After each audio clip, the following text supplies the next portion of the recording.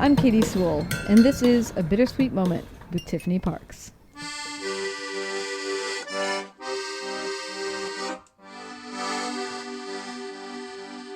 Hello and welcome to The Bittersweet Life. I'm Tiffany Parks, and this is your midweek Bittersweet Moment. If you listened to our last Bittersweet Moment, you might remember that I was talking about how my mom was in Rome last month visiting me, and I was coming up with all sorts of places to go that she'd never been, which is not an easy feat after 25 or 30 even visits to Rome that she has done. One of the other things that I decided upon was the Passetto del Borgo, which is a place that is so steeped in history and adventure that, it is one of those places that I think you've got to see once in your lifetime.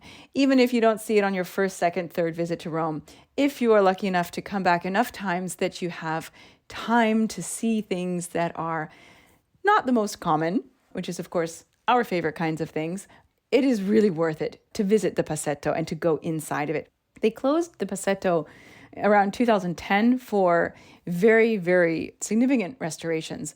I visited it in 2009 with Claudio, and I just remembered being absolutely fascinated by that place. I was so struck by it, in fact, that I included it in a scene from a book that I have been working on. But all that is to say, it has been the restoration was recently completed. It was completed last year, and now they have reopened the Passetto once again. And I'll explain at the end of the episode how you too can go visit the Passetto. But first, a little bit of history. So first of all, if you're like, what is the Passetto? I've never heard of this place. I do mention it in a recent Bittersweet Moment in which I talked about the newly elected Pope Leo XIV and his namesakes and the other Pope Leos that have led the church in the past. And I talked about, in fact, what the name Pope Leo always signified to me, which was Pope Leo IV, who built the wall that later became the Passetto. Because in the 9th century, when Pope Leo IV was in power, the area around the Vatican and around St. Peter's Basilica was not walled in. There were no protective walls around it, unlike the rest of Rome that was surrounded by the Aurelian walls. And since the 9th century was a particularly volatile time in Rome's history in which there were lots of attacks and sacks on the city, and they needed to make sure that not just the center of Rome, but the Vatican as well was protected, Leo IV builds what are called the Leonine Walls, which surrounded what at that time was called the Città Leonina, the Leontine city.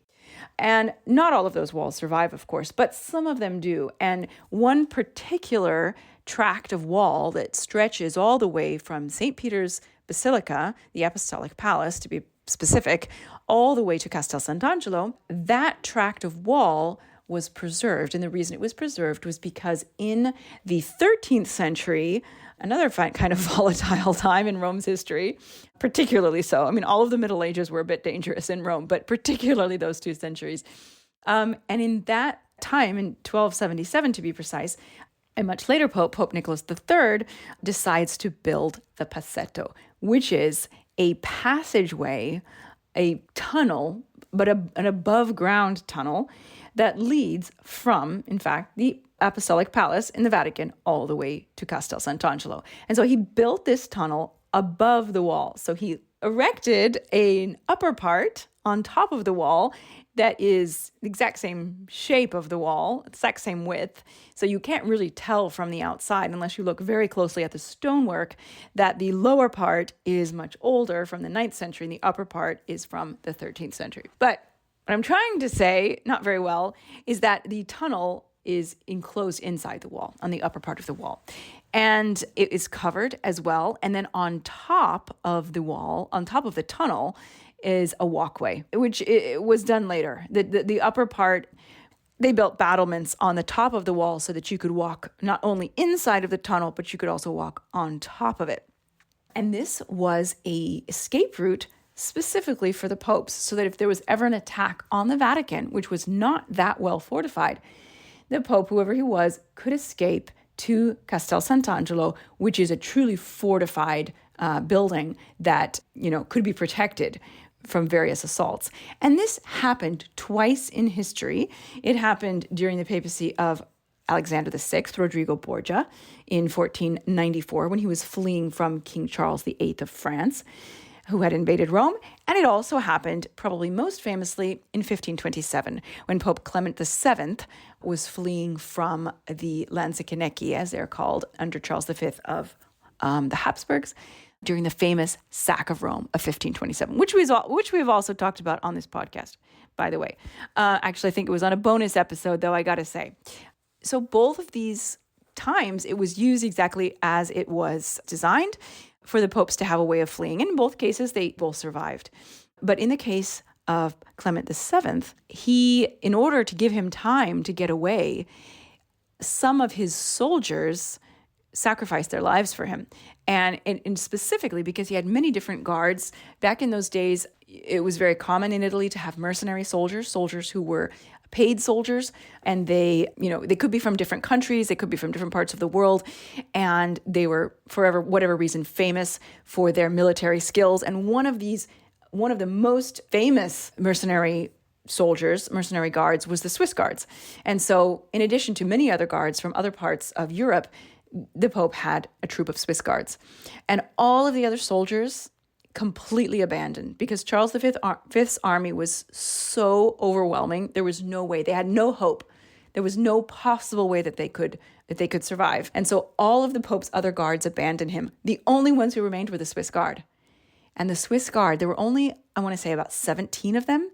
And there were maybe 500 of Charles V's Lanzichenecchi. And they, of course, all died. They were all slaughtered, but they valiantly fought to give the Pope time to escape. And if you've ever wondered why there are Swiss guards in Rome at the Vatican, and Swiss guards are always guarding the Pope, that's why. But back to the Passetto.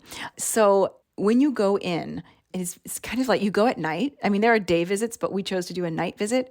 And it's sort of very eerie and, because it's after dark and you're going up this tiny little spiral staircase inside the walls. And if you live in Rome, you've seen these walls so many times in your life. They're just such an ever-present part of the city, especially near the Vatican, obviously, that the idea that you're inside of them, I don't know, it just kind of gives me goosebumps. And I always feel in situations like this that I'm really going back in time. And I would always say time travel is possible in Rome. You climb up to the top. There's a guide there who supposedly, she said, I'm a silent guide. I'm just here to accompany you. Because, of course, you can't just let people sort of roam free in the Passetto. But she actually did explain a lot of things. And so she made it even more interesting. And she gave us some little nuggets of history. She was only speaking in Italian. So I don't know if they have a different ticket with a guide. They may have an option. But you get to walk part of the inside. And inside, there's these tiny, tiny, tiny little windows. I mean, microscopic little windows that were, of course, only big enough for people to shoot arrows out of. And then you get to go up to the top, which is, I think, even more interesting. Because as exciting as it is to be inside, where the Pope was running through, going up on top, you can see, not only do you see St. Peter's on one side, all illuminated. On the other side, you see Castel Sant'Angelo, also illuminated, and depending on your preference, one more beautiful than the other. But you're also looking down on Rome, and you're at the level of buildings. You're probably at the level of maybe a 4th-story building. So you can kind of look down, and the buildings of that neighborhood, they abut the Passetto. And so you can just look into people's houses. And, there's very rarely people up there, especially until this past year. No one was ever up there. So these people obviously didn't care that you could see into their home from the Passetto, because who's ever up there? Now there are people up there from time to time. But we saw one lady sort of cleaning up after dinner, and we could look down and see, into the courtyard of a restaurant where people were dining. So that's very fun. And that upper part, or the very end, which is uncovered, is where I believe it was Clement VII, when he was running, he had to actually cover himself with a cloak because he had to run along part of the uncovered way, and he was being shot at. He was being actively shot at. So he covered himself with a black cloak to try to hide his white papal vestments. And then you go all the way to Castel Sant'Angelo. And it's a very long way. The whole entire thing is 800 meters. And we were able to walk through about 600 or 700 meters of that way because the last bit belongs to the Vatican and, you just can't go. It's papal area. It's completely blocked off. The city of Rome has no access to it. So you can't go all the way up to St. Peter's, to the Apostolic Palace, but you can go all the way from Piazza Città Leonina, which is where you enter, all the way to Castel Sant'Angelo. And it's much, much further than I was able to go when I visited in 2009. I remember visiting a very, very short part of it, whereas this was very long. And you just kind of wander. And for me, I'm just sort of meditating on history and on just the passage of time, quite frankly. And then you end and you're in Castel Sant'Angelo. And the visit actually includes several areas of Castel Sant'Angelo, not the entire monument, of course, but several important areas. And the guide did show us around and explain some things there. Of course, I've been there many times, but it's always nice to go back, especially at night. And Aurelio was with me. And unlike our visit to Palazzo Farnese, he was very, very into the Passetto. So let's hear what he has to say. Hey, it's Katie from the Bittersweet Life. If you've ever found yourself smiling while you listen to our stories from Rome, or even tearing up during an interview that hits close to home, maybe you've paused to rethink what it means to live boldly or differently or abroad. If any of these are true, then you already know that this show matters to you. But here's the thing. This show doesn't happen by magic. The Bittersweet Life is powered by listeners just like you. We don't have a big production house behind us. All we have is passion, experience, and a deep love of telling stories and having conversations that resonate. And right now we need your support. Just a few dollars a month, the cost of a cappuccino, can help us keep the episodes coming. To give you more honesty, more adventurous thinking, more connection across the world. So if the Bittersweet Life has ever made you feel seen, or helped you dream, or even kept you company on a long walk or a long flight, join us, support us. Because conversations like these don't happen everywhere, and they only exist if you believe that they should. thebittersweetlife.net/support, or find links to donate in the show notes. So Aurelio, you were at the Passetto with me a couple weeks ago. What did you think of it? It was nice. Nice? Nice? That's it? That's all you got to say? And cozy. Did you like it? Yes. I mean, we don't do as many cultural things together as we used to do when you were little, and you just followed me around like a little duckling, and wherever I went, you went, and you were just happy as a clam no matter what. But we still do some cultural outings every so often, and you often act like you're a little bored. But I gotta say, when we were visiting the Passetto, you were not bored at all. No, but it wasn't. It was so nice and long. I know, can you believe? And closed up. Yeah, it was, I mean, I had been there before, but I had not visited that much of it. And I couldn't believe how long it was. Now, I don't know about you, Aurelio, but I like to, when I go to a place like that, sort of try to imagine that I'm back in time, you know? And I try to think about what was it like when the Pope was escaping? And I like try to visualize it in my head as if he's right there. Do you ever do that? No, not before you told me. But now you're gonna. Yes. Tell me what you liked most about the Passetto. The part when we were up top and like there were little lights close to your feet, and there was this building right next to the Passetto, like this close, and you could just jump from the building onto the Passetto. Yeah, and we could see into that lady's house and see her. She was kind of like cleaning up after dinner. That's what I meant. Yeah, that was pretty cool. And then we got to go into Castel Sant'Angelo. Yeah, that was cool. Now, we've been there before, but it's been a long time. What did you think of Castel Sant'Angelo at night? Which I don't think... It was super cool. It is cool.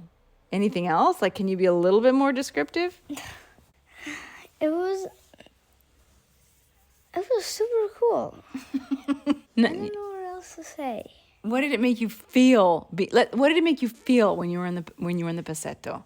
When you were walking through this space that hardly anybody gets to visit, hardly anybody has ever been, and has seen so much history and so much exciting history, quite frankly.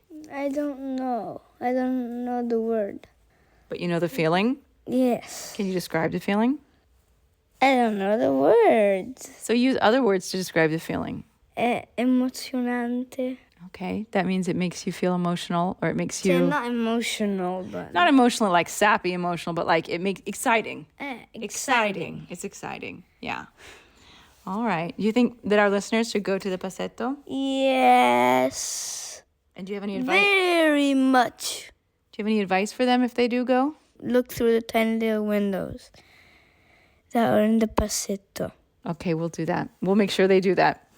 All right. Thank you so much for listening. And I will put in our show notes a link to where you can book a visit to the Passetto. They only open up visits about 1 month in advance. So this is not something that you can plan out a long time in advance. And I don't know, quite frankly, if the visits are going to continue all through the winter time or if it's only a summer thing. But I do know that they are happening in October of this year. Thanks so much for listening. Join us again. Bye. Bye. Oh, should we say, I'm Tiffany Parks. And I'm Aurelio. Thanks for listening. Join us again. Happy Halloween. Bye. If you love the show, help spread the word to others by giving us a quick 5-star review wherever you listen. We love reading your comments and compliments. They are like fuel to the work. Thanks for taking the time.